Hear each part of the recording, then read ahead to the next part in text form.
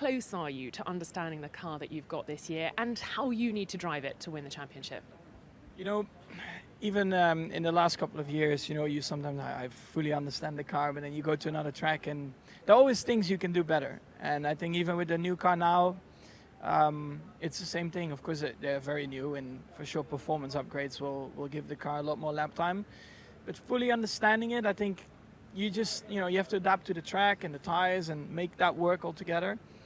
Because sometimes you might have, let's say, a good balance in the car, but if the tires are not working, you don't have a good balance, for example, and the other way around. So I think it's never going to be 100%, but I would say from the first race until now, I think we definitely made a good step forward in terms of how I feel in the car and how I can push a bit more.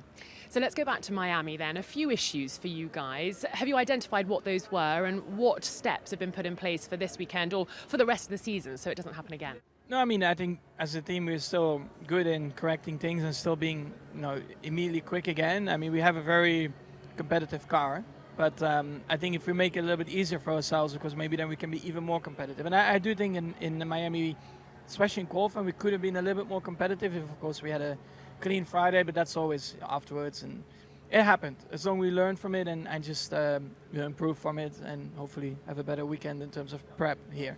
How can you focus then on qualifying performance to ensure that you're right at the front come Sunday afternoon? Just have a clean Friday, to be honest. Then normally you have a bit more of information going into qualifying. You're more on a rhythm. Of course, we all know this track a lot more, so it's easier to get into a rhythm. When you go to a new track, street circuit, it's hard. You need your laps to get into a rhythm. So all in all, that I think made it a bit more difficult for us on Saturday. But I expect us to do well here. But of course, you have to wait and see what the other teams are going to bring.